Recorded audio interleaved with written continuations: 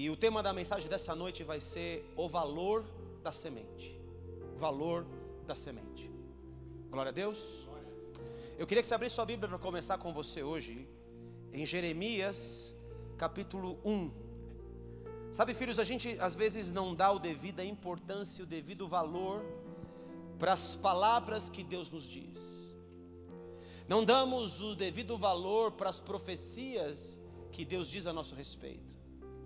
Não damos o devido valor para as palavras ministradas de púlpito. Quero dizer para você, queridos, essa palavra que eu vou ministrar nessa noite, ela não é mais uma palavra. Porque cada vez que eu subo no púlpito para ministrar, eu subo para trazer algo que Deus me disse para você. Essas palavras têm o poder de mudar a sua vida inteira. Cada palavra que é pronunciada tem o poder. Todavia, se você der o devido valor à palavra pronunciada. Porque se você não valoriza a palavra pronunciada, e muitas pessoas, muitas vezes, não valorizam a palavra. Sabe o que acontece, filhos? Às vezes a gente se acostuma. Para quem já frequentou algum lugar onde a palavra não é revelada, é tão interessante como isso não te alimenta completamente.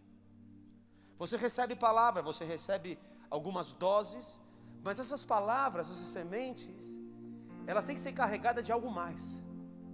Ela tem que ser carregada de algo que Deus diz. Que Deus diz para aquele dia. Note, filhos, que o maná tinha que ser consumido no dia, porque no dia seguinte o maná estragava. Às vezes eu sou mais longo nas ministrações, porque tudo aquilo que Deus me disse, ou que Ele me diz, eu tenho que entregar naquela noite. Eu não posso deixar a comida que Deus me deu hoje para outro dia, porque outro dia ela já não vai produzir aquilo que Deus destinou ela para produzir, porque pregamos profeticamente. Há palavras, queridos, que transformaram completamente a minha história, saídas do púlpito, saídas da boca de um profeta, saídas da boca do meu próprio pai, o apóstolo Issam. Você sabe que o dia que Deus me separou para curas e milagres, e que eu recebi o dom que estava sobre a vida de um que veio antes de mim, do Ep Miliminiano, foi o dia que o apóstolo subiu no púlpito e disse: o Ep veio aqui não somente para ministrar os dentes de ouro, o pó de ouro, os milagres, o botão se transformar em diamante. Ele não veio só ministrar isso, curar os enfermos, fazer muitos milagres. Ele veio transferir a unção. Para muitas pessoas que estavam aqui, foi mais uma palavra. Para mim, naquela noite, foi a palavra. Entenda isso. É o valor que você dá para a palavra que você recebe. É o valor que você dá para o profeta que veio antes de você. É o valor que você dá quando você entende que aquela palavra é para mexer com a tua estrutura, com a sua vida. É este valor que você precisa dar para a palavra. A semente é muito valiosa, queridos. Mas a maioria de nós está tão acostumado com receber palavra, com palavras, com profecias e com tantas coisas, que às vezes a gente está daquele jeito que entra por aqui, sai por ali, e a semana que vem vai ter mais uma palavra tremenda para mim. Mas você não trabalha aquela palavra, você não deixa aquela palavra produzir o devido efeito que ela tem que produzir na sua vida. Em Jeremias capítulo 1, que é um capítulo bastante conhecido, mas eu quero chamar a sua atenção para algo aqui hoje, que Deus falou ao meu espírito. É algo que eu nunca preguei.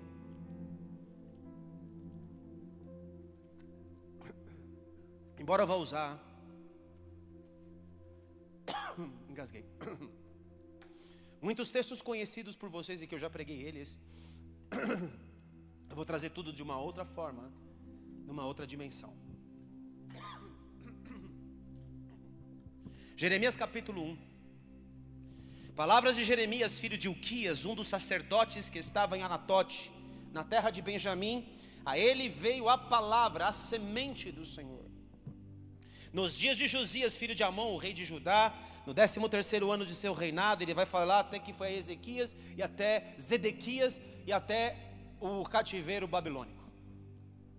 Jeremias estava em tudo isso. A mim veio, pois, a palavra do Senhor, dizendo: antes que eu te formasse no ventre materno, eu te conheci.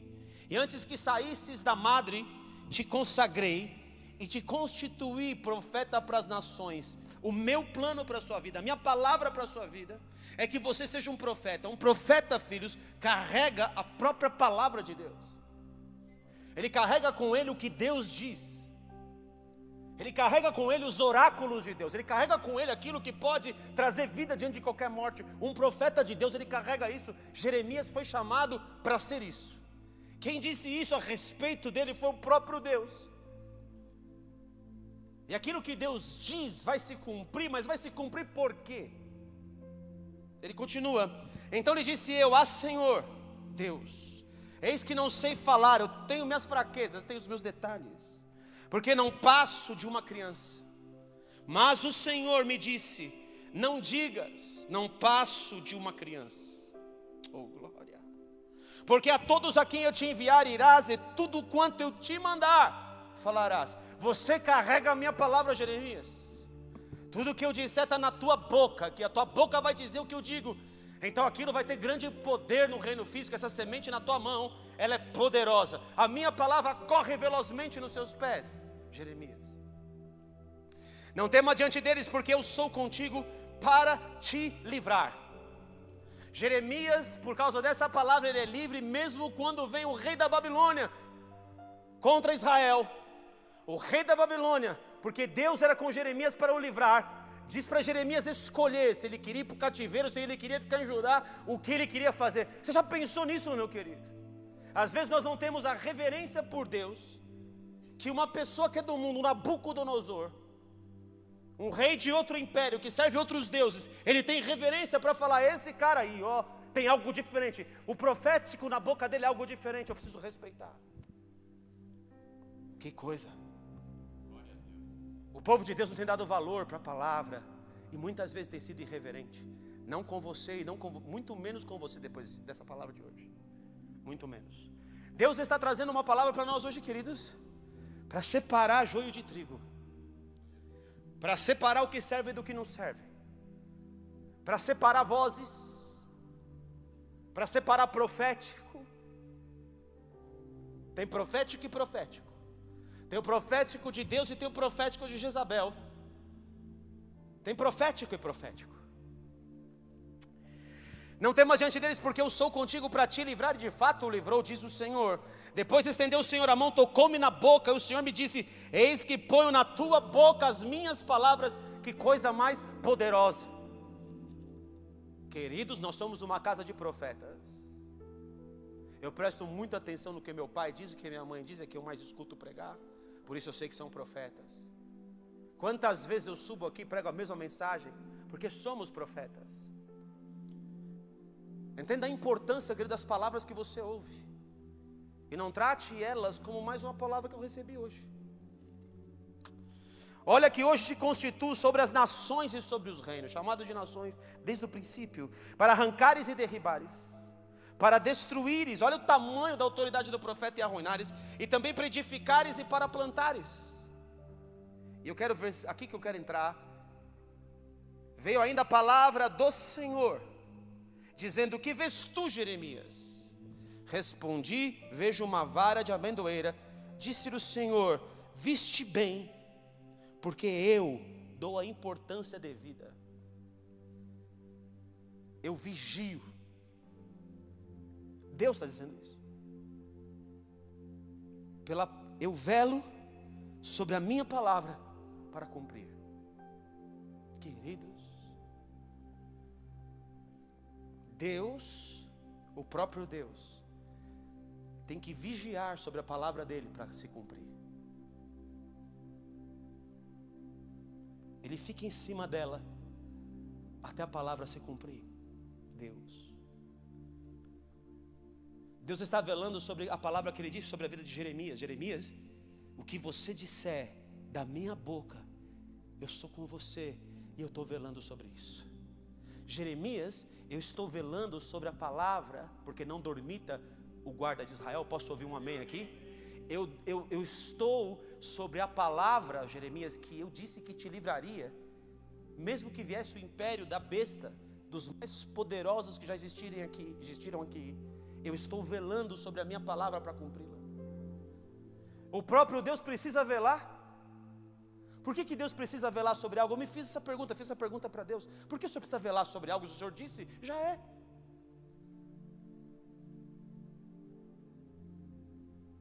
Por que Deus precisa ficar em cima da própria palavra que Ele disse? Para que o cumprimento dessa palavra venha a cabo. E por que nós desvalorizamos tanto a palavra que Deus diz?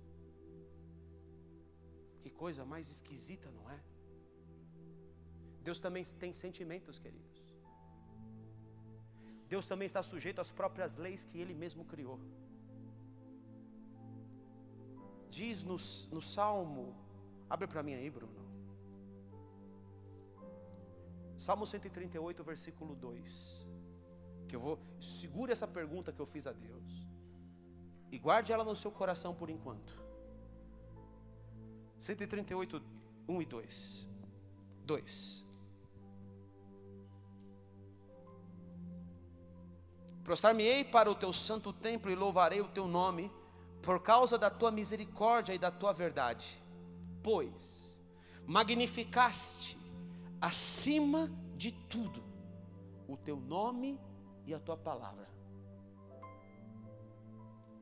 Deus colocou a palavra dele e o nome dele acima dele mesmo. Você consegue entender um conceito tão profundo como esse?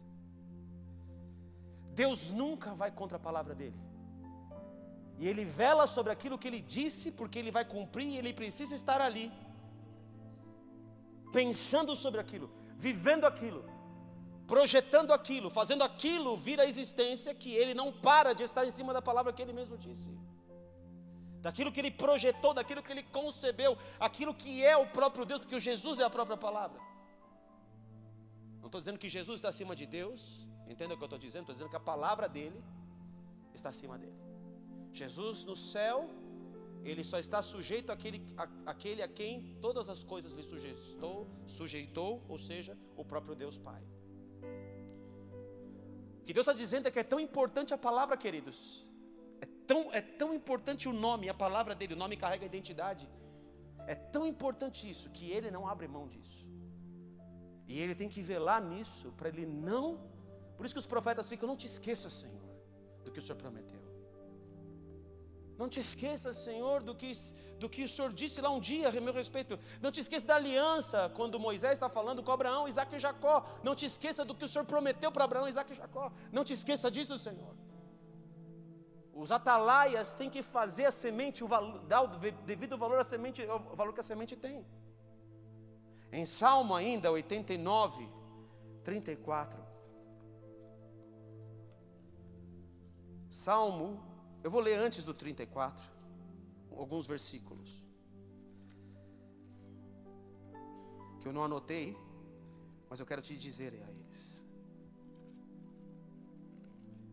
Se não fosse importante palavra, queridos, a Bíblia diz em Hebreus 1:3, não precisa abrir, que Ele sustenta todas as coisas, o universo inteiro, pela palavra do seu poder. Tudo que está rodando, tudo aquilo que está no universo, tudo aquilo que os homens se maravilham, e se maravilham tanto e estão cada vez mais distantes de Deus. O homem crê tanto nos dogmas que ele mesmo criou, que já caíram em desuso, como por exemplo a teoria da evolução, só que ele não se rende, fica se inculcando por sábios, se tornam loucos. Mas o universo anuncia a glória de Deus, queridos. Deus vestiu do universo a sua glória, Ele demonstra a sua glória pelas coisas criadas. Por isso, e pelo planeta Terra, e pelo homem, por tudo mais, Ele fala que o homem é indesculpável quando não crê. Ele é indesculpável, não tem como não crer. São muitas variáveis para o homem não crer. Isso aqui, nós estamos diante de uma impossibilidade matemática. Nós vivemos e andamos numa impossibilidade matemática. Para o homem crer num acaso, randomicamente, por isso aqui existir, queridos, é impossível. Os caras mais entendidos, mais inteligentes do mundo já percebem isso. Agora, queridos, note, Deus diz que o céu tem firmamento. Ele diz que as estrelas vão cair do firmamento. Você pode imaginar que coisa é essa? Ele diz que a terra está fundada, tem um fundamento sobre a terra, que nós, óbvio que não vemos. Parece que a terra é uma bola solta no espaço, mas o fundamento que sustenta essa terra no espaço chama-se semente de Deus, palavra de Deus. Ele sustenta por essa palavra, e Ele vela sobre essa palavra, para o universo não vir a cair, até o momento que Ele disse que o universo vai cair, que as estrelas vão cair do céu. Note, queridos, que coisa mais tremenda que é isso, que o seu guarda, o seu Deus não está dormitando, Ele não esqueceu da palavra dEle. Salmo 89 é escrito por um tal de Etan, que viu o que aconteceu com o rei Davi, que viu a ascensão e a queda do rei, e ele agora está contemplando um outro rei, o filho do rei Davi, Salomão, e diante de contemplar o rei Salomão, ele vê que agora vem Roboão e Jeroboão, e que o reino, o trono de Davi não estava em ameaça, e ele vai lembrar a Deus do que Deus disse a respeito de Davi, e ele está dizendo aqui: cantarei para sempre as tuas misericórdias, ó Senhor, os meus lábios proclamarão a todas as gerações que tu és fiel ao que tu dizes. Pois disse eu, a benignidade está fundada para sempre, a tua fidelidade tu a confirmarás nos céus, dizendo: fiz aliança. Te lembra, Senhor, que o trono está caindo, mas o Senhor fez uma aliança com o teu escolhido, e jurei a Davi, meu servo, para sempre estabelecerei a tua posteridade, e firmarei o teu trono de geração em geração. Oh, glória a Deus! O salmista está lembrando Deus do que ele prometeu a Davi: o reino, o trono não pode cair, porque o Senhor prometeu que no trono sempre haveria, do teu ungido Davi, sempre haveria sucessor e rei. Nós sabemos que o reino é eterno do trono de Davi, porque quem vai sentar nele é o descendente a quem foi estabelecido, e o nome desse descendente, como dito pelo próprio anjo, é Cristo, que se assentará no trono de Davi, quando ele está prometendo isso a Maria. Mas ele está falando: não deixa cair a tua palavra, Senhor. E então, no versículo, qual que eu disse aí? 89, 34.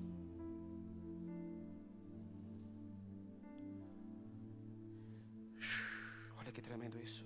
Versículo 30 antes: se os seus filhos desprezarem a minha lei, a minha palavra, e não guardarem os meus mandamentos, então punirei com vara as suas transgressões e com açoites a sua iniquidade, mas jamais retirarei dele, de Davi, a minha bondade, nem desmentirei a minha fidelidade, não violarei a minha aliança, nem modificarei o que os meus lábios proferiram. Vou dizer uma coisa para você forte, guarda ela no seu coração agora: palavra de Deus é igual a aliança de Deus. Quando Deus diz algo, Ele está estabelecendo uma aliança. Uma aliança só pode ser quebrada se a parte que está recebendo aquela aliança desconfirmar aquela aliança. Por isso o profeta está falando que: olha, Senhor, o Senhor falou que mesmo que os descendentes de Davi errassem, o Senhor com vara os corrigiria, para que nunca faltasse um sucessor no trono de Davi. Oh, glória! Que tem homens que lembram a Deus dessa maneira. Senhor, lembra-te aí que o Senhor escreveu o meu nome nas palmas da sua mão. Que o meu nome, Senhor, acenda na tua mão agora, porque o meu nome está cravado na tua mão. O Senhor não vai esquecer de que tem um pacto comigo.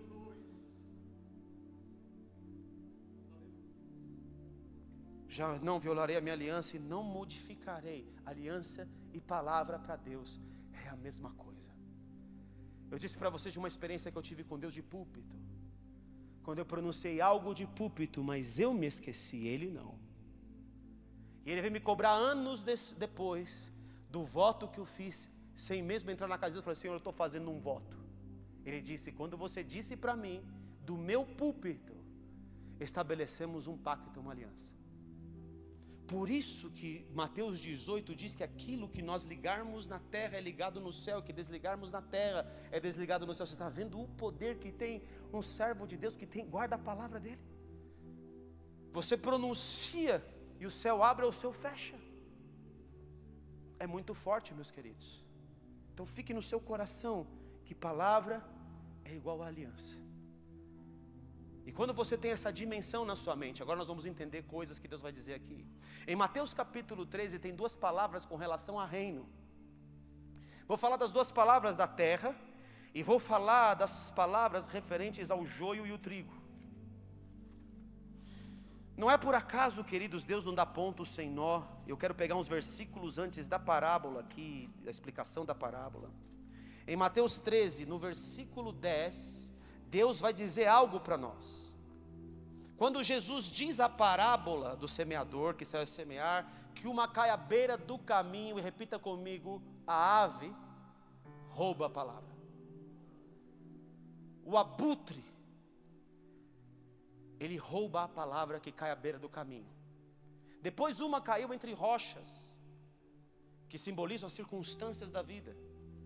Veio uma circunstância mais difícil, a pessoa que tem pouca raiz, que não medita na palavra, que não dá valor à palavra diante das circunstâncias, ela esquece o que a palavra disse e ela se afasta. A terceira cai entre espinhos, que são as riquezas e os prazeres desse mundo, que sufocam a palavra, porque ela não quer viver reino dos céus, ela quer viver o próprio reino. Por último, uma semente cai em solo fértil e produz a 30, 60, 100 por um. Cada palavra que foi destinada, são pessoas que dão devido valor à palavra, e essas pessoas, elas multiplicam no reino.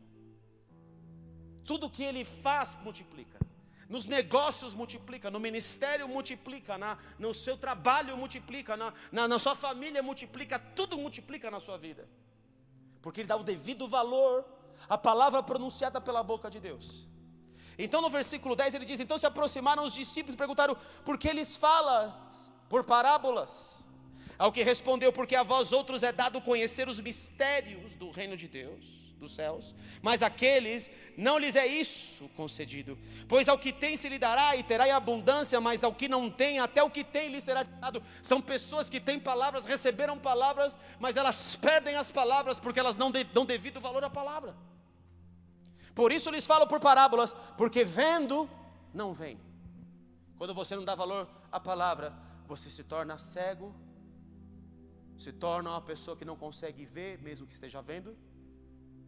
Se torna um cego espiritual, se torna um dorminhoco espiritual, se torna uma pessoa que não avança no reino do Espírito, e que o diabo semeia outras coisas, e nós vamos ver isso.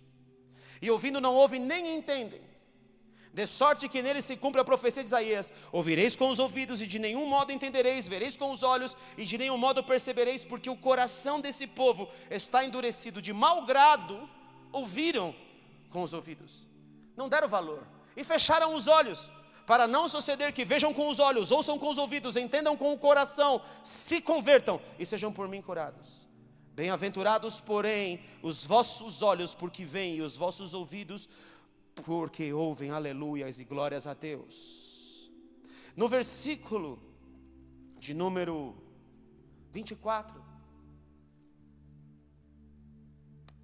diz aqui, outra parábola lhes propôs, dizendo, o reino dos céus é semelhante a um homem que semeou boa semente no seu campo. Mas enquanto os homens dormiam,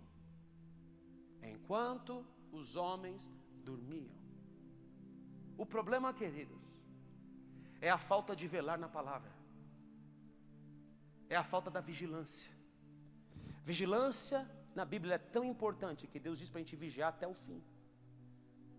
Ele diz, vós irmãos, porém, estáis vigilantes, para que esse dia do Senhor não vos apanhe de surpresa. Vigilância até o último dia. Até o momento final, nós precisamos andar em vigilância para não sermos surpreendidos por um mal. Porque nessa parábola do joio do reino, ele está comparando ela com o final dos tempos. E ele vai dizer que um inimigo veio, e enquanto o povo dele dormia, semeou também o joio, e para o povo dele foi uma surpresa. Ele disse, Senhor, mas não plantamos somente trigo, não era só palavra boa, não eram só profecias boas, como é que foi aparecer uma palavra errada, um falso profeta, uma falsa profecia? Como foi aparecer algo aqui de ruim no meio de tudo aquilo que nós estamos semeando, no meio de tudo aquilo que a sua palavra diz que vai ser? Como é que pode, Senhor? Sabe por quê? Porque é um povo que não dá o devido valor à palavra de Deus, e dorme na hora que é para estar acordado. E é por isso que o diabo vem e semeia uma palavra. Existe um processo do reino do inferno, e eu quero te ler esse processo que eu escrevi hoje aqui, e não vou perder o que Deus me disse para você não perder também. Primeiro passo, não dar a devida importância para a palavra.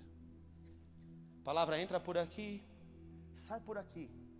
E o diabo que veio para roubar, matar e destruir, ele vem e rouba a palavra de nós. Vocês estão entendendo? Quando eu ouço uma palavra e eu não boto ela aqui para ficar em cima dela, quando eu ouço uma profecia, quando uma palavra é pronunciada de púlpito, essa palavra é poderosa, e quando eu não dou devida importância, o abutre, ele está louco aqui, ele está olhando, tem demônios aqui olhando, e ele fica olhando você, para ele ver o quanto você recebe ou não recebe. Se você não está recebendo direito, está com o coração duro por qualquer motivo, está chateado, está triste, está com a cabeça em outro lugar, está desconectado, por algum motivo o diabo vai vir e ele está vendo que você não está recebendo aquilo como deveria receber. Ele está vendo se os seus olhos estão iluminados diante daquilo que você está recebendo ou não. Ele está vendo se você está na pegada ou não. E se você não está, vem logo um abutre e já rouba essa palavra no início, nascedouro dela. Ela nem vai produzir nada, porque você não deu devida importância para ela. Mas depois de não dar a devida importância, vem um segundo passo. É duvidar da palavra. A incredulidade. O duvidar da palavra cega você.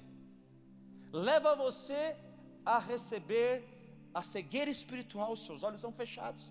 E aí você já não consegue perceber, não consegue entender, não consegue ver. Mesmo que esteja do seu lado, mesmo que o Senhor Jesus esteja caminhando do seu lado, mesmo que Ele esteja fazendo algo tremendo na sua vida, você fica imperceptível para aquilo que está acontecendo, se torna um cego espiritual, porque agora entrou dúvida, porque você não zelou por aquela palavra. Em terceiro plano, o diabo vai vir e vai colocar essa palavra em descrédito, então ele aí semeia o joio. Você dormiu espiritualmente no passo 2, quando duvidou. No passo 3, o diabo agora fala, não é assim não. O certo é o que eu estou te dizendo. Errado é o que te disse Deus, errado é o que te disse o profeta, errado é tudo isso. O certo é o que eu estou te dizendo. E por último, o quarto e último passo é a morte e o abutre final que anda atrás do cadáver, do que foi deixado no campo de algo morto. O diabo, queridos, ele anda em cima de algo morto.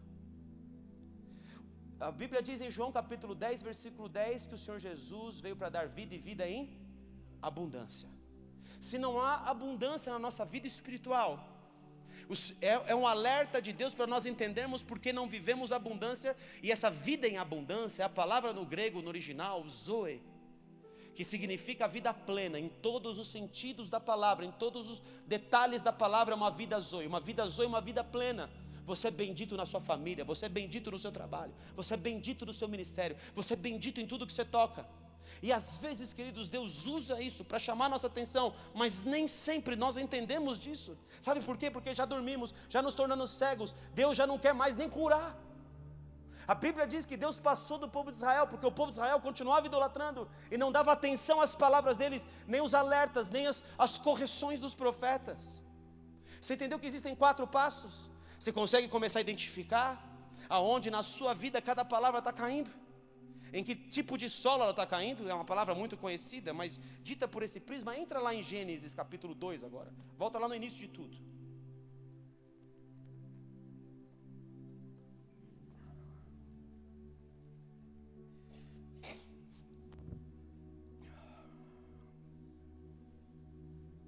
Em Gênesis capítulo 2, versículo 16... diz que o Senhor Deus, 15. Tomou, pois, o Senhor Deus ao homem e o colocou no jardim do Éden, no jardim que Deus estabeleceu, para 2 propósitos: cultivar e guardar o jardim. Você cultiva algo quando você está sempre cuidando daquela semente. Você lança a semente na terra, você vai lá regar a semente, você vai colocar o humus na terra para que adube a terra esteja boa para receber aquela semente. Você coloca adubo, você coloca aquela semente diante da luz do sol que traz vida, da água que traz vida, e você tem que regar aquela semente, você tem que cuidar com o zelo daquela semente para que essa semente não seja roubada. O agricultor do campo, ele tem que tirar as pragas da semente que podem vir na plantação que ele está plantando, nas coisas que estão crescendo, naquilo que Deus está fazendo na sua vida, e você tem que cultivar aqui. Quando você recebe uma palavra de Deus, queridos, é como esse campo que você está recebendo, é como o jardim do Éden. O jardim do Éden é o lugar da promessa de Deus, do paraíso de Deus, da vida abundante de Deus, da vida eterna de Deus. E se você não está cuidando de tudo que Deus diz como deve cuidar daquele jardim, então vem a segunda parte, que é a vigilância do jardim, é guardar o jardim. Adão errou nos dois sistemas. Ele primeiro ele não formou a sua discípula, a sua esposa, não formou a Eva. Eva não sabia direito o que estava acontecendo. Eva estava distraída, foi pega de surpresa, porque ele não cultivou a semente dentro do coração da sua primeira discípula, que era Eva. E você vai perceber que ela não foi bem discipulada. E segundo, ele não vigiou, e o joio vai entrar agora no jardim. Está comigo aqui?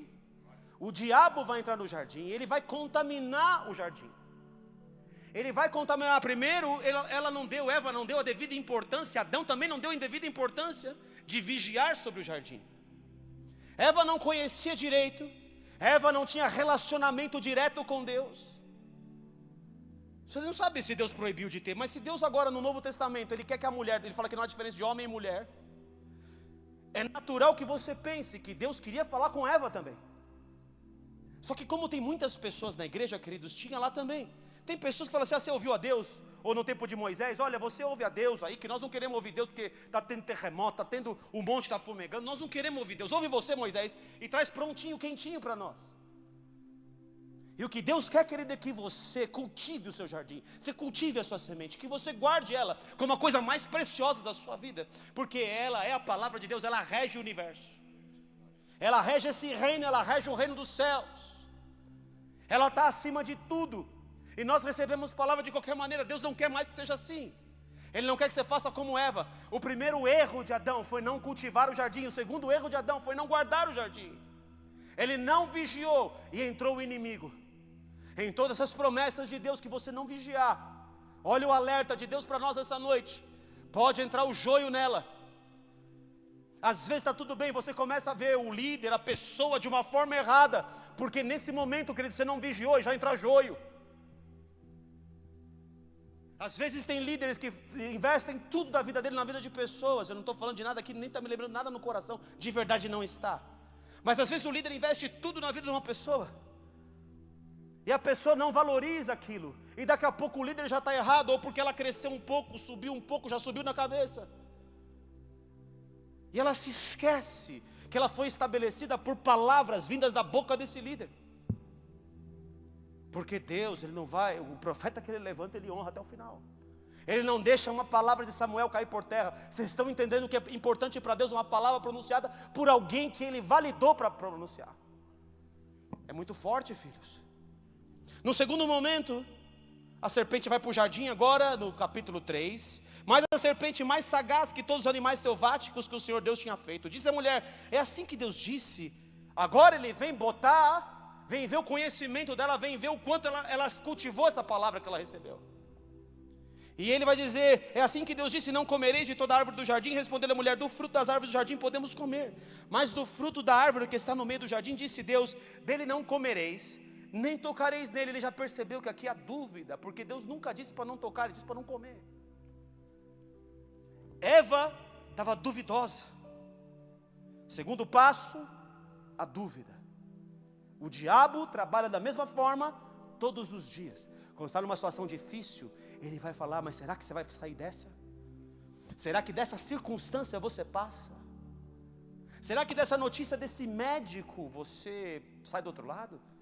O diabo, ele vai trazer dúvida. E se você não gerou com tudo, não produziu, não cultivou essa palavra, você vai ser um alvo fácil.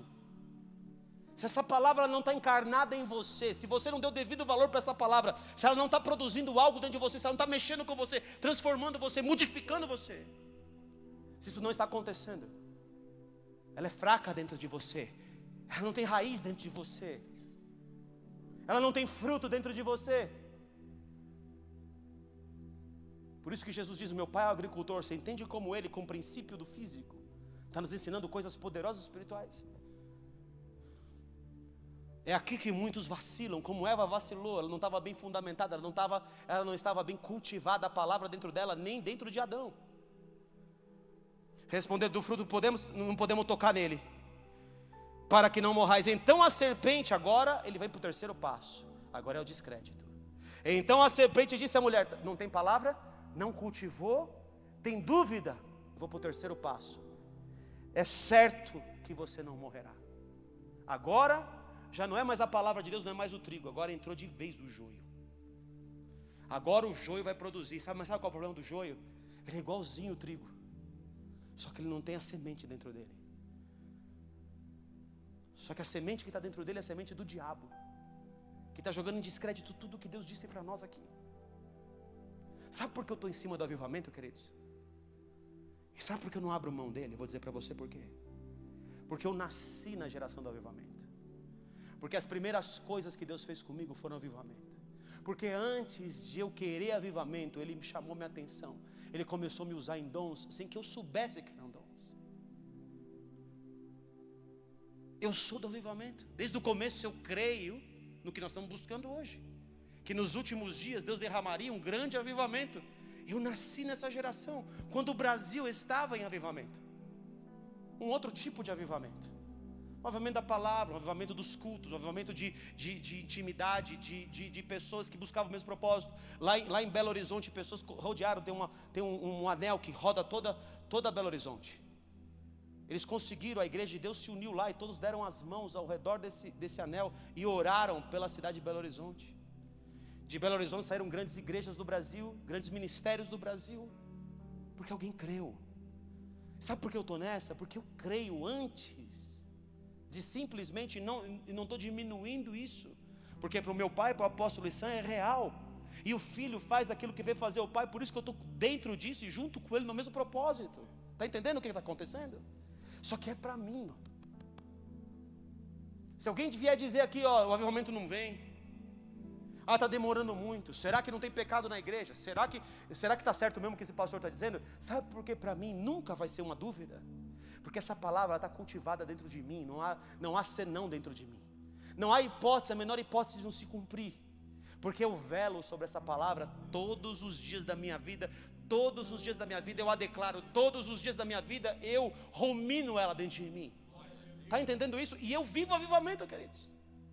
Eu já sou um avivalista, eu não serei um avivalista. Eu já sou, só que eu já estou surfando dessa onda. Quando vier tsunami, queridos, eu vou fazer aqueles desenhos de surfista no meio da onda. Você está me entendendo? Porque eu já estou andando nessa onda. Entenda isso. Sabe aquelas ondas gigantes? É muito louco de ver. Só vem aquela lista fininha assim, ó. Esse aí, quando você lembra assim, esse é meu pastor. Ele está surfando da tsunami. É você. É você. Só que Deus tem que falar com você. É com você. Não adianta você cultivar a minha palavra, porque amanhã você pode duvidar dela. Não anda na minha onda, anda na sua onda. Está entendendo isso? Ou anda junto comigo na minha onda. Entenda isso. Só que você precisa cultivar essa palavra e guardar essa palavra. Senão o diabo vai vir, ele começa, olha, a outra igreja lá já está vivendo avivamento. Será que eles estão esperando o avivamento certo? O que será que está acontecendo com esse povo?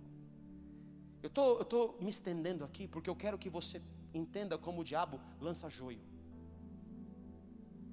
E por último, queridos, quando ela come, porque ele mudou a visão dela, olha como está ligado a visão. Ele mudou a visão de Eva, e Eva viu que a árvore era desejável, agora ela saiu do campo do que é bom e ela foi para o campo dos prazeres. Lembra que a terceira semente sufoca a palavra? Eu vou ser como Deus.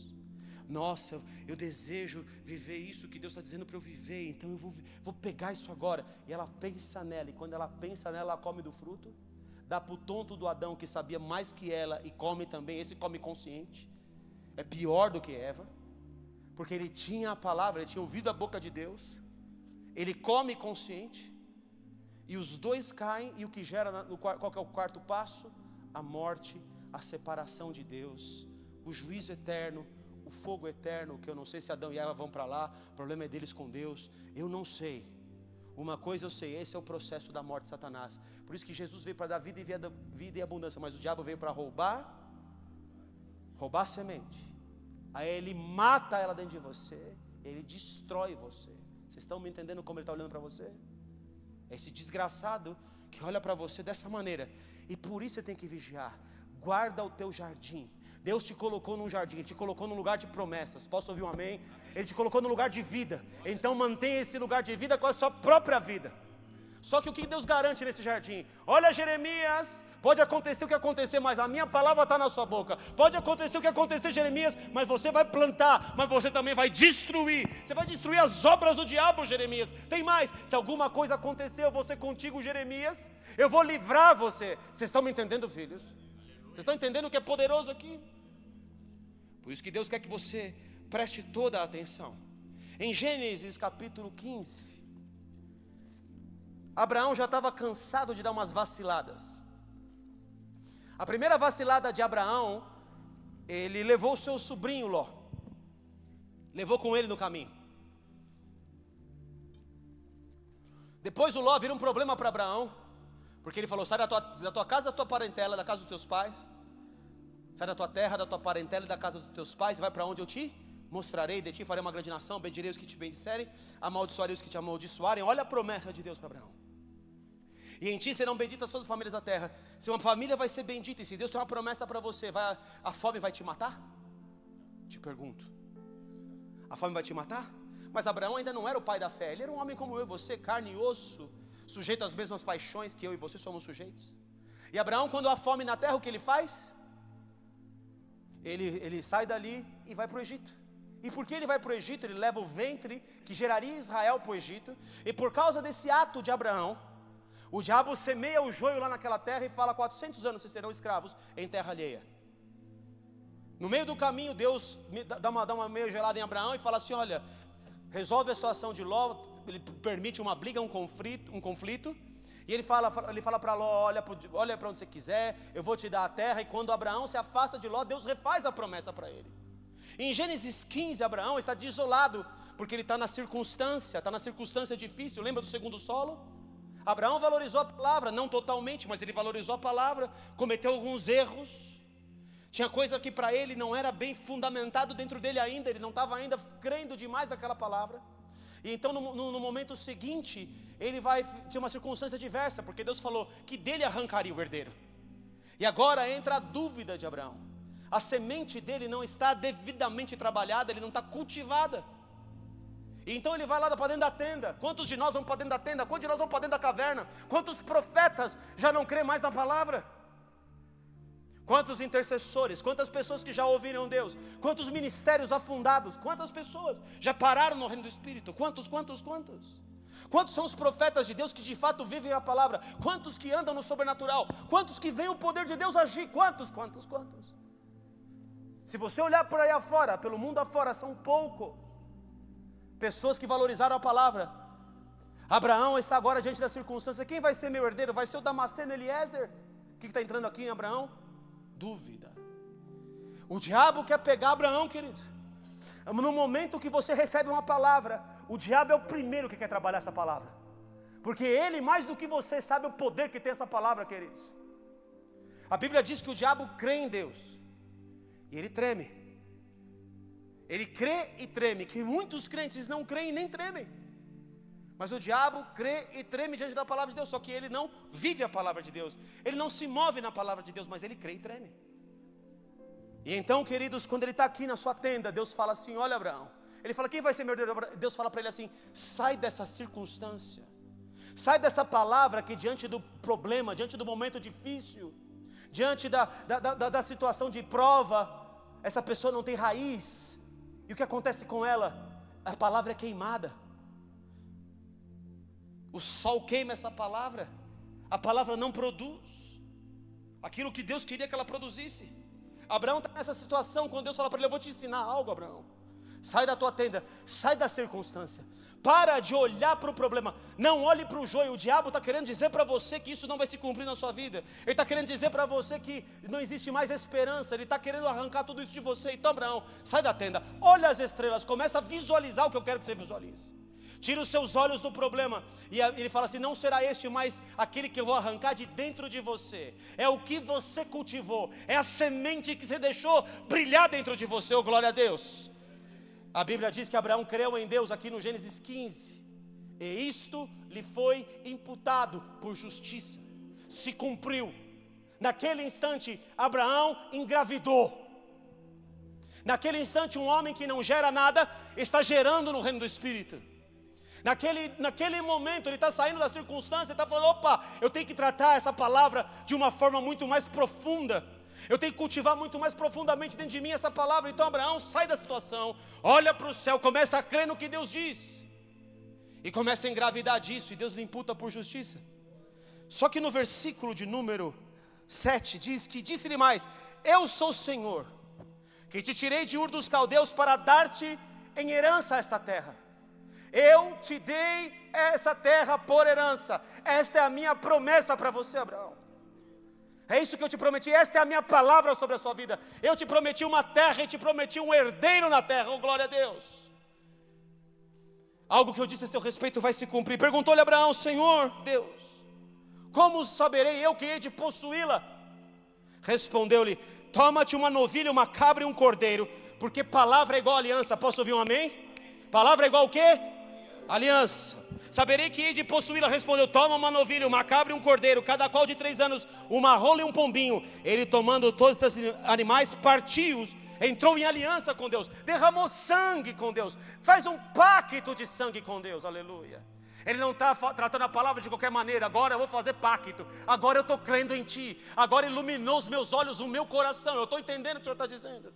Ele tomando todos os animais, partiu-os pelo meio, ele pôs em ordem as metades, uma defronte das outras, e não partiu as aves. Mas preste atenção, aves de rapina, demônios, desciam sobre os cadáveres, porém Abraão vigiava, dá glória a Deus. Porém Abraão as enxotava, dá glória a Deus. Tem demônios querendo tomar a tua promessa, filho, filha. Tem demônios que não estão felizes que você entrou com Deus em pacto. Eles querem tomar o que está na tua mão, querem tomar de arrasto.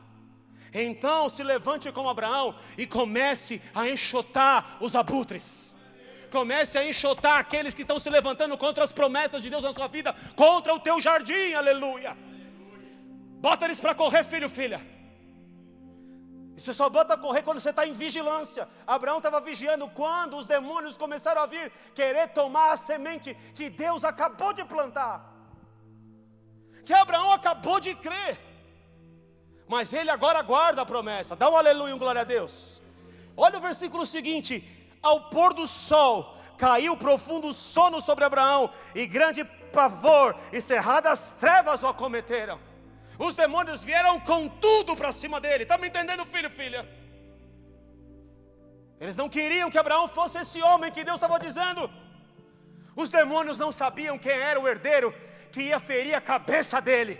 Quando Deus profetiza em Gênesis 3,15, este te ferirá a cabeça, mas tu lhe ferirás o calcanhar, mas ele lhe ferirá a tua cabeça. Ele vai destruir a tua cabeça. Será que é esse Abraão aí? Então os demônios vão se levantar contra tudo aquilo que ele entende que pode trazer grande prejuízo para o inferno.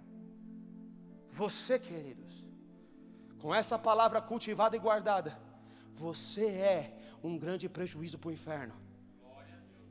Não, acho que você não entendeu. Você é um grande prejuízo para o inferno. É com você. É com você. Se levante como Abraão. Então lhe foi dito, sabe com certeza, que a tua posteridade será peregrina em terra alheia, e será reduzida à escravidão, e será afligida por 400 anos por causa do erro que você cometeu lá atrás. Tem consequência. Mas também eu julgarei a gente com que sujeitar-se, depois sairão com grandes riquezas, e tu irás para os teus pais em paz, serás sepultado de ditosa velhice. Na 4ª geração tornarão para aqui, porque não se encheu ainda a medida da iniquidade dos amorreus. E sucedeu que, posto o sol, houve densas trevas, e eis que o fogareiro fumegante e uma tocha de fogo, o Deus Pai e Deus Filho, passou entre aqueles pedaços, falando: eu vou cumprir a aliança, porque você guardou a promessa, você expulsou os abutres, você está com sono, mas eu vou entrar aqui na peleja por você, e o meu fogo vai estabelecer tudo. Eu estou fazendo, ele está andando em volta das alianças assim, ó. Imagina um símbolo aqui do infinito. Você pode dar glória a Deus? Olha só, eu estou fazendo um pacto eterno com você, estou fazendo uma aliança eterna com você. Eu estou cumprindo aquilo que você não tem força para cumprir, simplesmente porque você ficou posicionado em mim, Abraão. É tremendo isso, filhos. Naquele mesmo dia fez o Senhor aliança com Abraão, dizendo: a tua descendência desta terra, desde o rio Eufrates até o rio Eufrates, e o Queneu, o Jebuseu, o Girgazeu, todos esses eu aí, eu entrego na tua mão, porque eu te dei terra, Abraão. Note, queridos, como anda com Deus um homem de Deus. Quando nós não prestamos atenção na aliança e no pacto, coisas podem acontecer. Em Josué, capítulo, agora eu tenho que lembrar de memória mesmo, eu acho que é o 9. Josué, se eu não me engano, o 9, porque eu preparei o outro pedaço, esse pedaço aqui não, exatamente o 9. O 9, Josué está possuindo as terras que Deus prometeu a dar para Israel, essas terras que Ele prometeu dar a Abraão. Josué está lá possuindo as terras, há um pavor de Deus que se implanta no povo. Raabe vai lá porque ela tem o pavor de Deus. Ela diz que as pessoas estavam com as pernas tremendo, porque quando você anda diante da promessa de Deus, queridos, as outras nações, as outras pessoas vão tremer diante do seu Deus, e gera um pavor naquela terra. Então surge um povo chamado Gibeonitas, que eram dos habitantes da terra de Canaã, que tinha sido entregue na mão de Josué, para Josué possuir aquela terra. Só que os gibeonitas, que estão com medo de ser avassalados naquela terra, o que eles fazem? Vamos propor algo aqui, vamos fazer uma coisa, vamos fingir que a gente está muito tempo, que a gente veio do deserto, vamos com as vestes velhas, vamos com um pão bolorento, vamos de uma forma que Josué possa acreditar na gente, e Josué possa ter compaixão de nós. Vamos fazer uma aliança com Josué, vamos entrar em acordo verbal com Josué, vamos fazer um pacto com ele, porque senão ele vai destruir a gente. Então vamos usar desse estratagema, dessa estratégia, e vamos pegar Josué. Mas diz no versículo, que eu também não anotei, isso, versículo 14, fui direto nele, oh glória. Então os israelitas tomaram da provisão que foi dada por eles, que estavam fazendo pacto com eles, façam um pacto conosco, e não pediram conselho ao Senhor. Não vigiaram, não entenderam que aquele povo era um povo para Josué arrebentar com eles, acabar com eles, e eles foram um problema, porque agora Josué entrou em pacto com eles, entrou em aliança com eles, deu a palavra que não destruiria eles. Agora Josué não pode mais destruí-los, como era mandato de Deus, porque Deus falou: para possuir a terra, vocês vão ter que tirar dessa terra todos os idólatras, todos aqueles que oferecem para demônios, vocês vão ter que acabar com eles, porque senão eles vão acabar com vocês. Ou você acaba com o inferno de uma vez, ou o inferno vai te pegar. Só que agora Josué fez um pacto. Então o que nós vamos fazer? Matar a gente não pode, porque entramos em aliança com eles. Então o que nós vamos fazer com eles? Nós vamos agora fazer os nossos escravos, eles vão trabalhar para nós. E os gibeonitas ficam na terra, porque Josué teve que honrar o que ele disse a Deus. Palavra é igual aliança. Posso ouvir um amém aqui? Palavra é igual aliança. Estão comigo? Amém. Só que aí em 2 Samuel capítulo 21, eu tinha anotado aqui Josué 9,14, está vendo como ser humano? Beleza? 2 Samuel,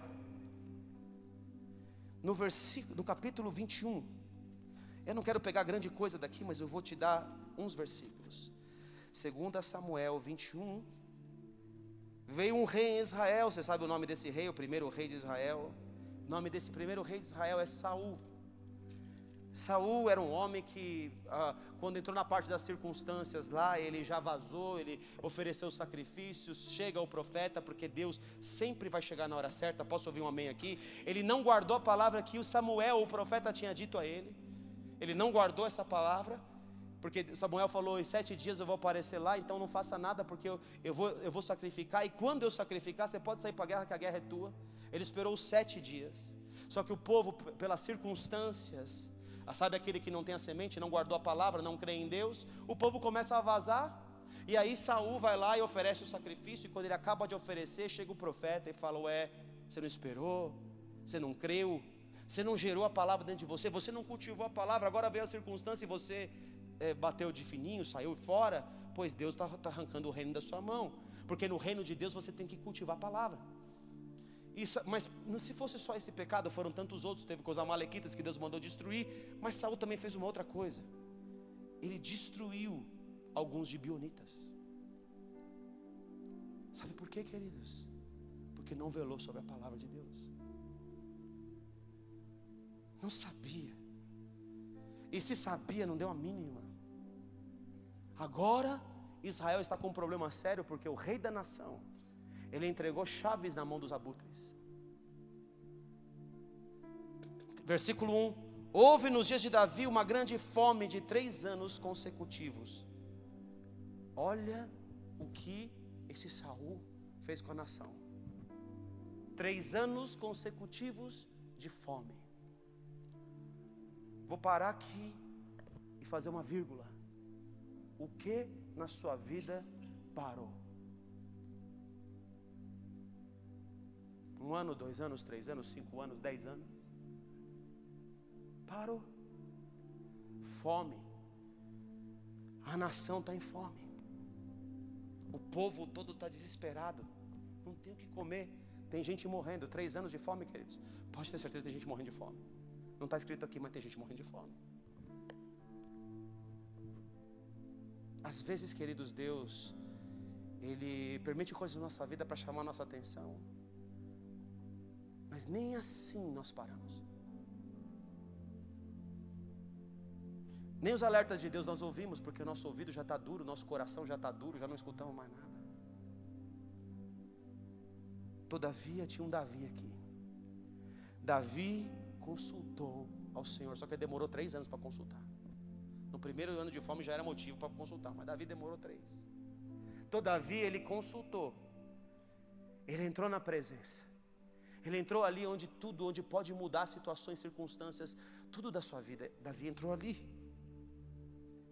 Davi consultou o Senhor e o Senhor lhe disse: a culpa de sangue sobre Saul é sobre a sua casa, porque ele matou os gibeonitas. Ele quebrou o pacto, ele destruiu a aliança, ele violou a minha palavra, ele quebrou a parte dele do plano. Eu ia levantar esse homem como um rei em Israel, mas ele quebrou o pacto. Então chamou o rei os gibeonitas e lhe falou: os gibeonitas não eram dos filhos de Israel, mas do resto dos amorreus, e o filho de Israel lhe tinha jurado poupá-los, porém Saul, Josué tinha jurado poupá-los, porém Saul procurou destruí-los no seu zelo pelos filhos de Israel e de Judá. Versículo 10. Então Rispa, quando eles tomam 7 filhos da casa de Saul e matam 7 filhos, e Rispa tinha 2 dos 7 que morreram, eram de Rispa. Rispa, filha de Aia, tomou um pano de saco e o estendeu sobre si numa penha, desde o princípio da ceifa, até que sobre eles caiu água do céu, e não deixou que as aves do céu se aproximassem deles de dia, nem os animais do campo de noite. Rispa, mãe dos filhos que morreram, se levanta agora que os filhos são mortos, para não deixar nenhuma ave e nenhuma fera tocar nos corpos dos filhos. Agora, queridos, vou dizer uma coisa para você: a promessa já morreu, já não adianta mais. Não chore pelos seus filhos, não chore pelas promessas quando eles já foram. Há pessoas que não dão valor para casamento, quebram a aliança. Há pessoas que não dão valor para os seus próprios filhos, deixam os filhos fazer o que querem. Na hora que for tarde, queridos, já não adianta mais. Não adianta chorar na hora que não é mais para cultivar, agora já foi, já morreu, já não adianta mais. Então, queridos, faça como Davi. Entra dentro do seu quarto hoje, fecha as suas portas, fala com Deus. Não deixa a circunstância te demover do que Deus tem para você. Não deixa nada te demover, porque na hora que você for chorar, não vai ter mais tempo. Não adianta chorar quando Deus já passou. Quando Esaú busca com lágrimas a Deus, Deus fala: já não adianta mais, Esaú, porque eu já passei de você. Agora você profanou o quanto você quis, mas agora já não adianta mais. Mas eu quero declarar nessa noite que na sua vida não será assim, em nome de Jesus. Posso ouvir um amém nisso? Glória a Deus. Mas vamos olhar então o que presta. Mateus capítulo, como que eu devo fazer então, pastor? Mateus capítulo 26. Mateus 26. O Senhor Jesus, que é o Rei dos Reis, o Senhor dos Senhores, vai nos ensinar o que se deve fazer. Em Lucas 4, Jesus entra no seu ministério. Não precisa abrir lá. Em Lucas 4, o Espírito Santo, quando o Senhor Jesus atinge a maturidade espiritual, ele leva o Senhor Jesus para o deserto. Para quê? Para ser tentado pelo diabo. Deus a ninguém tenta, ele não pode ser tentado pelo mal. Mas ele leva o Senhor Jesus para um lugar de deserto, no momento de circunstância adversa, no momento de dificuldade muito grande. Ele leva o Senhor Jesus lá naquele deserto. Para ser tentado pelo diabo, a primeira coisa que o diabo faz, ele quer mexer com a identidade do Senhor Jesus. E ele diz, a identidade é quem você é, o seu nome. Lembra que Deus magnificou o nome e palavra? Jesus é a própria palavra, ele também é um nome sobre todo nome.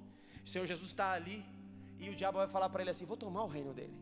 Eu não tomei de Eva, eu não tomei de Adão, vou tomar o de Jesus. Então se você é filho de Deus, então eu estou botando em xeque a tua identidade. Eu estou falando, você não é isso aí não. Mas se você é filho de Deus mesmo, então manda essas pedras transformar em pão. Só que o que aconteceu com o Senhor Jesus, queridos? O Senhor Jesus, no momento de deserto, ele está lendo um texto de deserto. O Senhor Jesus está lendo Deuteronômio capítulo 8, que eu te levei para o deserto, para ver se você guardaria ou não as minhas palavras. Posso ouvir um amém, um glória a Deus aqui? É o que diz Deuteronômio capítulo 8, Jesus está lendo isso. E de Deuteronômio capítulo 8, ele extrai um versículo, que ele está ruminando ele, que ele está cultivando ele, que ele está crendo nele. E esse versículo está dizendo assim: não só de pão viverá o homem, mas de toda a palavra que procede da boca de Deus. Jesus está ruminando esse versículo, ele está cultivando esse versículo. Esse versículo está se tornando ele, como a boca fala do que está cheio o coração. Quando o diabo vem para cima dele, a primeira coisa que ele responde é este versículo: não só de pão viverá o homem, mas de toda a palavra que eu estou recebendo direto da boca de Deus. Oh, aleluia. Entenda que Jesus vence o diabo, e por 3 vezes o diabo o tenta. Repita comigo: 3 vezes. 3 vezes o diabo tenta o Senhor Jesus. 3 vezes aqui, 3 vezes na cruz, 3 vezes para Paulo. Paulo fala assim: arranca de mim esse mensageiro de Satanás que me esbofeteia. Por 3 vezes clamei ao Senhor, e o Senhor disse para Paulo: a minha graça te basta, porque o poder de Deus se aperfeiçoa na fraqueza. Posso ouvir um amém? Está entendendo o 3 de Deus aqui? O 3, isso aqui é um parênteses, fecha o parênteses, tem um 3 de Deus aí. Por 3 vezes o diabo tenta ele. Na terceira vez ele vence o diabo, e na terceira vez os anjos de Deus veem e começam a servir a ele. Posso ouvir um amém, um glória a Deus? Os anjos de Deus querem servir aquele que cultiva, que guarda o jardim, que guarda a palavra dentro do seu profundo coração. Mas em Mateus 26, ele vai ser de novo, vão acontecer coisas. Mas note como o Senhor Jesus lidava com a palavra. Primeiro, queridos, o Senhor Jesus disse: eu tenho que morrer. Porque a semente, se ela não cair no solo e não morrer, ela não dá fruto. Mas se ela morrer, ela dá muito fruto. Eu preciso morrer. Eu recebi o mandato do Pai, eu vou dar minha vida, eu vou reavê-la. O Senhor Jesus, na sua trajetória, na sua vida, Ele está gerando dentro dele a palavra. Aqueles que não estão na palavra, como Pedro, aqueles que não cultivam a palavra, falam: não, Senhor, não faça isso contigo, o Senhor não deve morrer, cuida do Senhor. Pedro está fora do propósito. Ele fala: para trás de mim, Satanás, porque não cogita das coisas de Deus, você cogita das coisas do homem. Você está preocupado com os prazeres, você está preocupado com a nossa comunhão aqui, você não está preocupado com o que Deus quer fazer na sua vida. Estamos entendendo aqui a linguagem espiritual? Pedro não estava conectado com o espiritual de Deus, ele não estava conectado com o cultivo, não estava conectado com o que Jesus estava dizendo. Nenhum dos discípulos entendeu que era necessário ele morrer e ressuscitar ao 3º dia. Nenhum entendeu. Sabe, queridos, às vezes Jesus está andando com a gente não está entendendo o que Ele está falando. E não está entendendo por vários motivos no nosso coração. E o Senhor Jesus está aqui, Mateus 26, nos versículos 17, não precisa abrir nele. Ele está dizendo para os discípulos prepararem uma Páscoa. Vai lá que vai ter um homem. Eu estou dizendo isso, vai acontecer porque o Senhor Jesus já gerou. Ele já viu esse homem, ele já está produzindo isso no reino do Espírito. Então vai lá que esse homem vai aceitar que celebre a Páscoa na casa dele. Mas no versículo 20, tem um que vai duvidar. E porque duvida, na dúvida o que ele diz é sentença contra ele mesmo. Porque agora ele está pronunciando palavras no reino do Espírito. E essas palavras, elas têm um poder no reino do Espírito. Note isso quando você é questionado, quando você está diante de uma situação de pacto, de aliança. Porque o Senhor Jesus fez pacto com eles aqui. Ele celebra uma ceia no versículo 26 com eles, Mateus 26, 26, não precisa abrir. O Senhor está no meio de uma ceia com eles. Ele está no meio de uma aliança, ele está no meio de palavras. Ele está dizendo que ele tinha que morrer. Ele está dizendo: olha, o meu reino é diferente. Judas está aqui com ele. Judas estava imaginando um outro reino, estava imaginando um rei rico, estava imaginando um rei que ia arrancar o poder de Roma, estava imaginando que ele já vinha para governar e não estava gostando do caminhar da carruagem, da forma como Jesus estava administrando as finanças, da forma como Jesus liderava, de dar a outra face, de não bater nos romanos. Não sei, o Judas não estava gostando. E no coração de Judas entrou um demônio. Judas primeiro deixou um demônio entrar, dizendo que o reino não era daquele jeito. Judas deixou o demônio entrar e ele começou a roubar as finanças. Judas começou a buscar suas próprias coisas, começou a andar independente da palavra profética, da própria palavra encarnada, do rema de Deus, de Jesus que tinha tudo isso, do cultivo de Cristo, da profecia de Jesus. E Judas começa agora a achar que ele tem um outro controle, que ele tem um outro domínio, que ele pensa de uma forma diferente, que o líder dele, o pai dele já não está mais certo, ficou gagá talvez. E agora aqui, chegada a tarde, versículo 20, pôs-se ele à mesa com os 12 discípulos, e enquanto comia, declarou Jesus: em verdade vos digo que um dentre vós me trairá. E eles, muitíssimo contristados, começaram um por um a perguntar-lhe: porventura sou eu, Senhor? São pegos de surpresa, eles estão na dúvida. Só que tem uma dúvida maior, tem alguém aqui que já concebeu do diabo. Ele já deixou o joio entrar. Os discípulos aqui estão desapercebidos, mas Judas, ele já estava contaminado, já havia joio dentro dele. E ele respondeu: que mete comigo a mão no prato, esse me trairá. O Filho do Homem vai, como está escrito a seu respeito, mas ai daquele por intermédio de quem o Filho do Homem está sendo traído. Melhor lhe fora não haver nascido. Então Judas, que o traía, perguntou: acaso sou eu, mestre? Respondeu-lhe Jesus: tu o disseste. Você está grávido de uma coisa, Judas. Isso que engravidou você vai destruir você. A dúvida já é real dentro de você. Você já tomou uma decisão, e essa decisão é irrevogável. Quando Judas chega, Jesus fala: amigo, para que vieste? Porque Jesus nunca considerou um traidor um inimigo. Mas ele sabia que tinha que se cumprir essa escritura. Ele sabia desde o princípio quem era o traidor. Ele sabia quem não estava andando na palavra com ele. Sabe por quê, queridos? Porque querendo ou não, o seu líder, o seu pastor, aquele que te vê, ele vê dentro de você, quando Deus permite. Jesus via dentro de Judas e ele fala: tu disseste a tua sentença. Porque já engravidou dela. Está vendo como é sério você não guardar o jardim e deixar entrar uma informação errada, você não ter uma vida de vigilância. No versículo 31 ele vai dizer: então Jesus lhe disse para Pedro, depois de ter feito o pacto com eles, a aliança com eles, depois de ter ceado com eles, de entrar em aliança, falando: eu tenho um pacto contigo, a minha palavra vai se cumprir na vida de vocês. Na sequência disso, Jesus lhe disse: esta noite todos vos escandalizareis comigo, porque está escrito: ferirei o pastor e as ovelhas do rebanho ficarão dispersas. Mas depois da minha ressurreição irei adiante de vós para Galileia. Jesus falou: olha aqui, depois que eu ressuscitar no terceiro dia, eu vou encontrar com vocês lá na Galileia. Posso ouvir um amém aqui? Olha o poder do que Jesus diz. Olha o que ele já tinha gerado. Olha todo o cenário. Ele está com o cenário montado. Mas ele vai para um lugar chamado Getsemane. E nesse lugar chamado Getsemane, o Senhor Jesus está triste e está angustiado. Eu já falei 1 milhão de vezes para você desse versículo, mas hoje eu quero te dar uma conotação maior.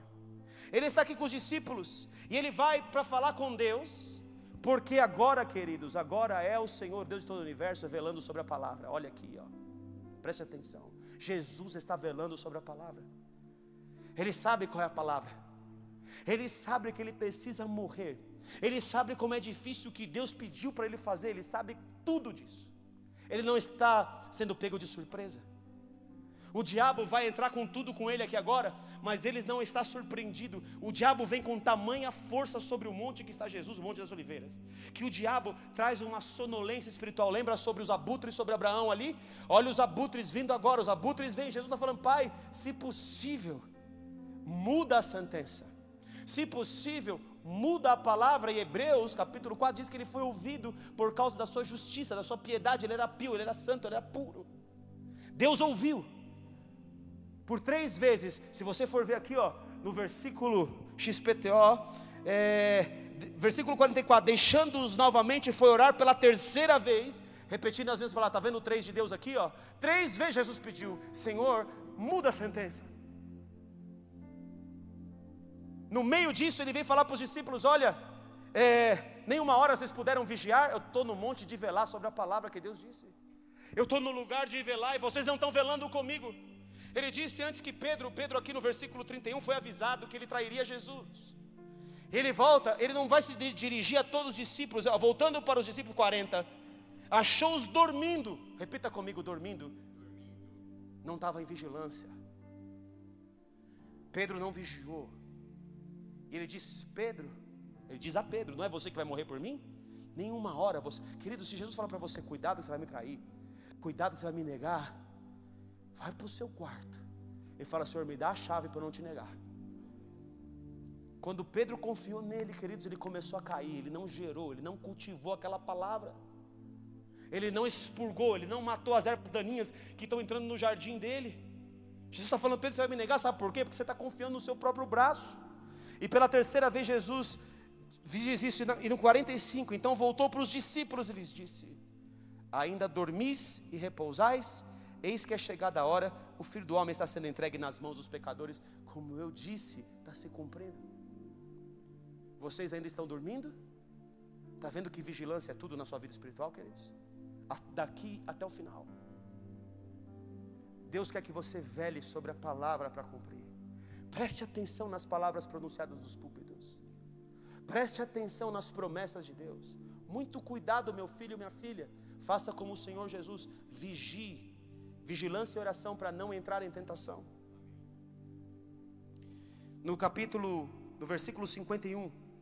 Eis que dos que estavam com Jesus, que não vigiou Pedro, estendendo a mão, sacou da espada e golpeando o servo do sumo sacerdote, cortou-lhe a orelha. Então Jesus lhe disse: embainha a tua espada, pois todos que lançam mão da espada perecerão. Acaso pensas que não posso rogar a meu Pai, e Ele me mandaria a este momento mais de 12 legiões de anjos? 12 legiões de anjos. Jesus está falando assim: eu não vou sair do propósito. Eu podia pedir a Deus e acabava com essa história com 12 legiões de anjos, mas eu não vou fugir do propósito. Eu cultivei uma palavra para viver ela a minha vida inteira. Você pode dar um aleluia, um glória a Deus? Em Lucas 24, Lucas capítulo 24. Sabe por que algumas pessoas têm sono? Porque o diabo quer roubar você nessa noite.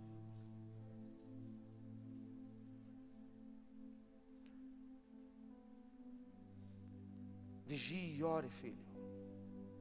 Porque o que está atacando você, está atacando para destruir você. Está atacando para lançar joio no seu coração, para arrebentar você. Então preste muita atenção. Por que você tirou a intercessão, pastor? Porque eu queria que você sentisse isso. Sente o baque. Sinta o baque. Sinta o baque da indiferença. Sinta o baque da sonolência. Se você está sentindo isso, é porque o diabo quer arrebentar você. Já tem algo aí. Já tem algo que o diabo plantou e você vai arrancar do seu coração hoje. Preste muita atenção. No capítulo 24 de Lucas, como Jesus disse, versículo 6, o anjo agora vem confirmar o que Jesus diz. Sabe por que ele vem confirmar? Porque os discípulos não estão atentos ao que o Senhor Jesus disse. Ele não está aqui, mas ressuscitou. Lembrai-vos de como vos preveniu, estando ainda na Galileia, quando disse: importa que o Filho do Homem seja entregue nas mãos dos pecadores e seja crucificado e ressuscite ao terceiro dia. O anjo está fazendo todo mundo lembrar do que Deus disse, porque eles não estavam ligados do fato da ressurreição de Cristo, porque eles não entenderam a palavra, porque eles não cultivaram a palavra. Chegaram aqui, Deus tinha dito: eu vou adiante de vós para Galileia. Eles não estão crendo que ele ressuscitou. As mulheres estão dizendo: ele ressuscitou, olha ele aqui. Mas os homens não estão crendo. Não, versículo 11, tais palavras lhe pareciam como um delírio e não acreditavam nelas. Aí no caminho de Emaús, o Senhor Jesus está caminhando com eles, mas eles, no versículo de 13 a 16, diz que naquele mesmo dia, 2 deles estavam de caminho para uma aldeia chamada Emaús, distante de Jerusalém 60 estádios, e iam conversando a respeito de todas as coisas sucedidas. Aconteceu que enquanto conversavam e discutiam, o próprio Jesus se aproximou e ia com eles. Os seus olhos, porém, estavam como que impedidos de o reconhecer. Já tinha joio no coração, queridos. Os olhos dos discípulos não podem perceber Jesus andando com eles. Às vezes, queridos, Jesus está conosco no caminho, e no caminho nós não percebemos Ele. Porque só tem um lugar para você perceber Ele, e esse lugar não é no caminho. Não é no meio da situação, da bomba que está acontecendo, não é no meio do caos. Os discípulos estão aqui diante das circunstâncias. Jesus está perguntando para ele: por que vocês estão preocupados? A preocupação no coração deles, estão preocupados com aquilo que vai acontecer, preocupados com o dia de amanhã, preocupados porque não paga a conta, preocupados porque as coisas não vão bem na sua vida. Jesus fala, e eles pararam, versículo 17, entristecidos, estavam tristes. A tristeza, deixaram entrar a tristeza no coração, porque esperavam algo diferente do que estava acontecendo. No versículo 18 diz: você é o único que não percebeu as ocorrências, as circunstâncias do que está acontecendo aqui. Estão perguntando isso para Jesus, circunstâncias. E Jesus pergunta: mas qual circunstância, meu Deus? Eu estou andando com vocês. Mas eles não conseguem perceber. Versículo 21, nós esperávamos que fosse Ele que havia redimir Israel. Nós tínhamos projetado algo a seu respeito que não se cumpriu. Nós projetamos, não foi o que o Senhor disse, mas nós entendíamos que agora chegou o tempo, como Judas entendeu, de libertar Israel. Então os discípulos estão cegos para ver Jesus no meio deles, porque eles não estão cultivando a palavra, queridos. Porque eles não tinham percebido o que o anjo tinha dito. Eles não tinham percebido que Jesus tinha dito que o terceiro dia ele ia ressuscitar, que ele ia morrer e ressuscitar, que tinha que acontecer isso. Eles não estavam ligados na palavra, não estavam junto com Jesus no momento que está acontecendo, não estão juntos com o profético. Mas aí no versículo 28, quando se aproximavam da aldeia para onde iam, ele fez menção de passar adiante, mas eles o constrangeram, dizendo: fica conosco, porque é tarde e o dia já declina. E entrou para ficar com eles, e aconteceu que quando estava à mesa, tomando ele o pão, abençoou, e tendo partido lhes deu. Então se lhe abriram os olhos. Aonde se abre o olho, querido? Olho se abre na porta fechada. Olho se abre na comunhão com Ele. Olho não se abre na caminhada. Olho não se abre quando nós estamos andando no caminho com Jesus, quando nós estamos percebendo coisas, quando nós estamos diante das circunstâncias. O olho se abre quando você entra dentro do seu quarto e fala: Senhor, o que aconteceu aqui? Onde está pegando? E nesta hora o Senhor Jesus parte o pão. Partir o pão significa, queridos, palavra revelada. Eu estou entregando algo a você que agora abre os seus olhos. A palavra não é mais um conhecimento, agora a palavra para você é uma revelação. Eu estou partindo ela para você. Eu estou compartilhando da palavra com você. Eu estou compartilhando do poder da minha cruz com você. Eu sou o pão partido. Agora você vai ver que é necessário este caminho para poder acontecer. Então os olhos deles se abrem, agora eles começam a dizer para todo mundo: olha, Jesus está aqui mesmo, olha, o que aquelas mulheres disseram é verdade, nós vemos agora os nossos olhos se abriram. Agora nós podemos ver que era necessário isso com Jesus. Olha, mas olha o que ele diz aqui: falavam essas coisas quando Jesus apareceu, versículo 36, no meio dele ele lhes disse: paz seja convosco. Eu estou trazendo paz, não fiquem perturbados, não fiquem entristecidos, não fiquem andando pelas circunstâncias dessa vida. Agora tenham os olhos abertos. Jesus aparece de novo para eles, e ainda come com eles. Em versículo 44, a seguir Jesus lhes disse: são estas as palavras que eu vos falei, estando ainda convosco, importava se cumprisse tudo o que de mim está escrito. Eu disse tudo isso para vocês, mas vocês não cultivaram tudo o que eu disse, vocês não cultivaram o meu profético. Então lhes abriu o entendimento. Está vendo como no particular Jesus abre o entendimento? Lhes abriu o entendimento para compreender as escrituras, e lhes disse: assim está escrito que o Cristo havia de padecer e ressuscitar dentro. Está entendendo agora? No terceiro dia. E que em seu nome se pregasse arrependimento, remissão de pecados em todas as nações, começando em Jerusalém.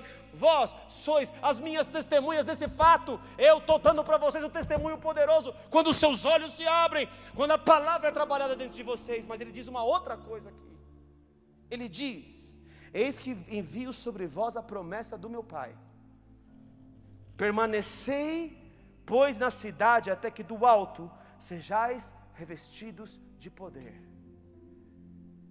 Fique lá, posicionado em vigilância, até o momento específico que eu vou revestir vocês de poder. Estou encerrando a palavra. Até o momento que eu vou revestir vocês de poder.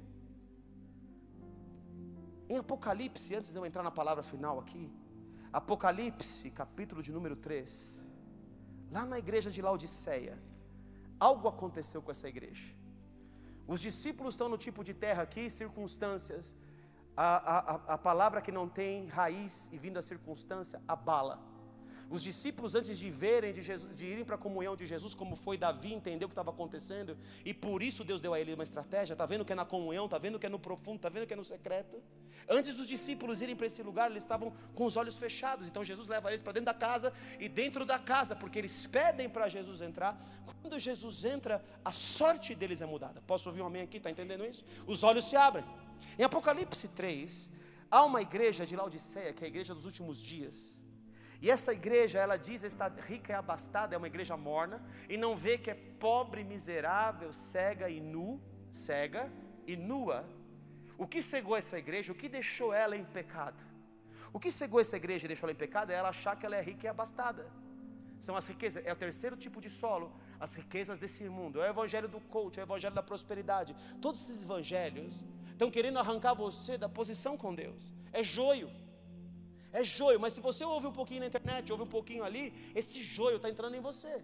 De uma forma você tem que vencer na vida. Olha aqui, ó, não pode ter aflição, Jesus já fez tudo, Ele levou. Queridos, se você não pode viver coisas difíceis, não ande com Jesus. Porque as circunstâncias difíceis vão vir, no mundo tereis aflições, tem de bom ânimo, eu venci o mundo. Aconselho-te, versículo 18, que de mim compreis ouro refinado pelo fogo, para te enriqueceres. Quer ouro de verdade? Você tem que passar pelo fogo, igreja. Você tem que passar por provas. O meu fogo tem que queimar, tem que tirar de você as impurezas.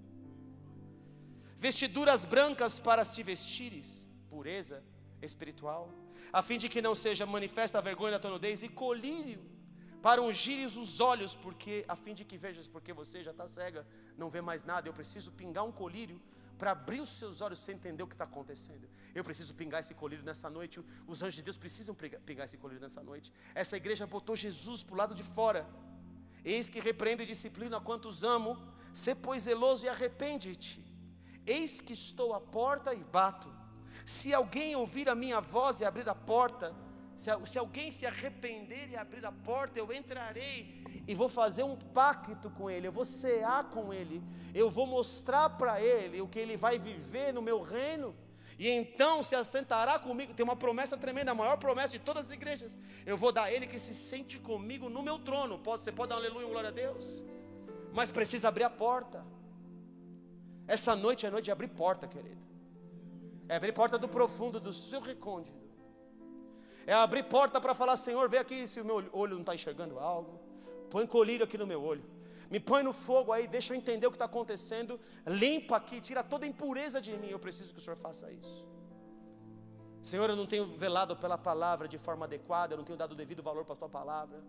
Eu não tenho dado o devido valor para o teu profeta. Então, Senhor, mexa comigo.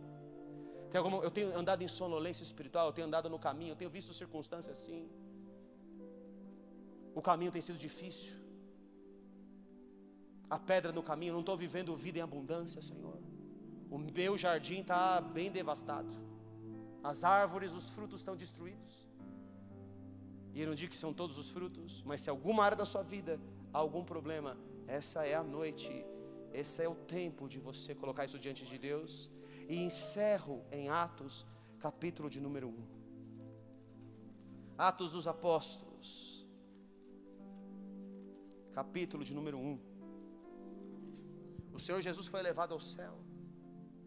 No versículo 7, Jesus diz: não olhe para os reinos desse mundo, eu não vim mexer em reino agora, o meu reino vai vir depois.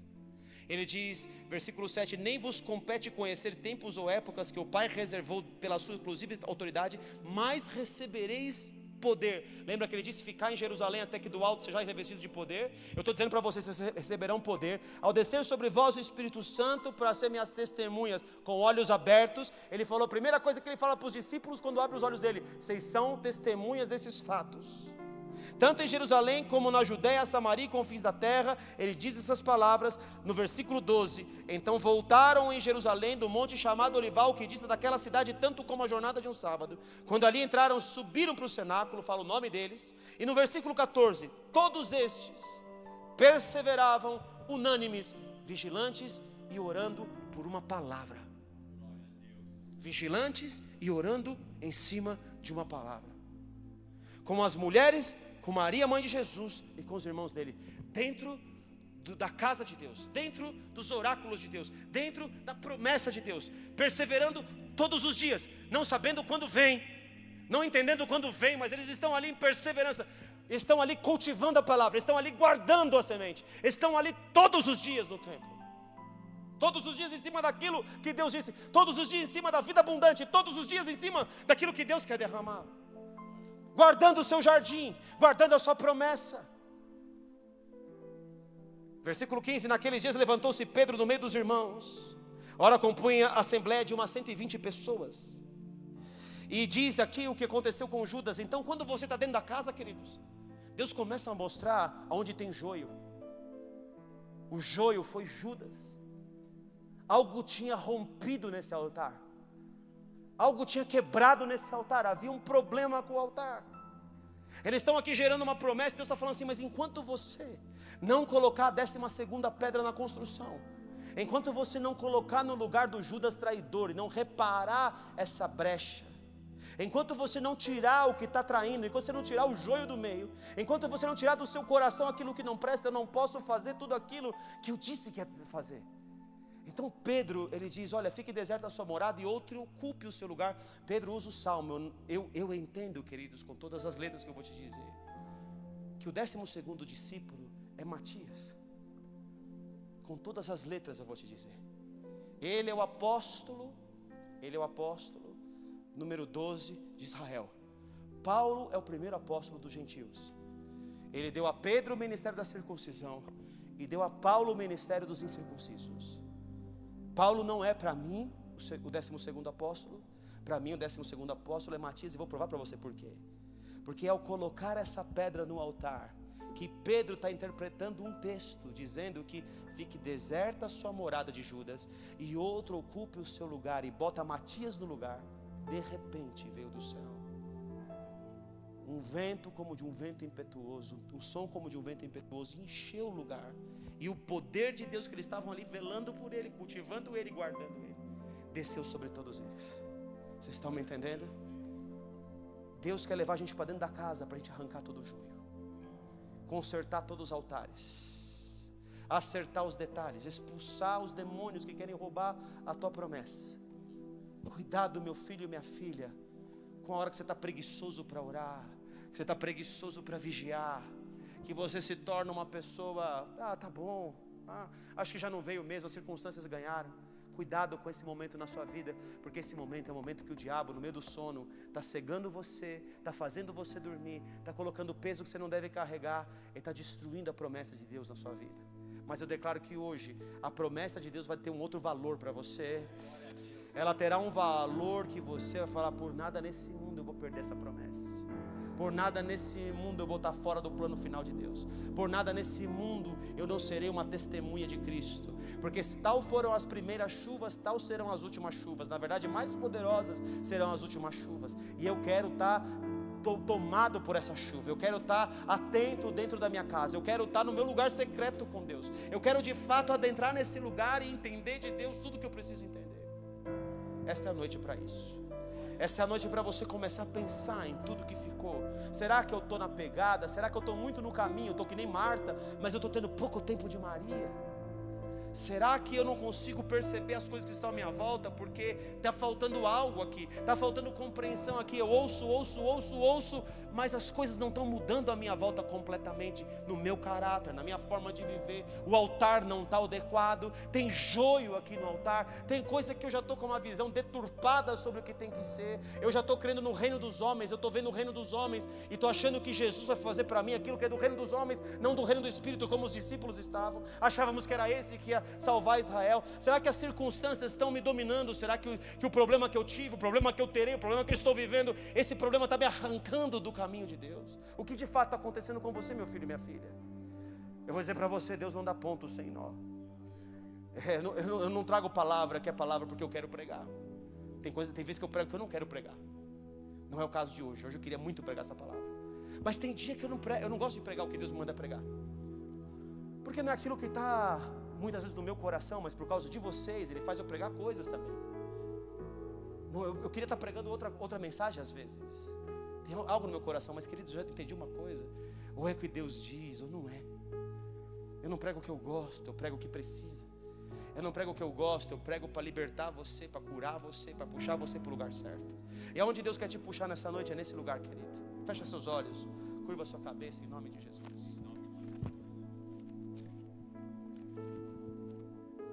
Vamos louvar o Senhor.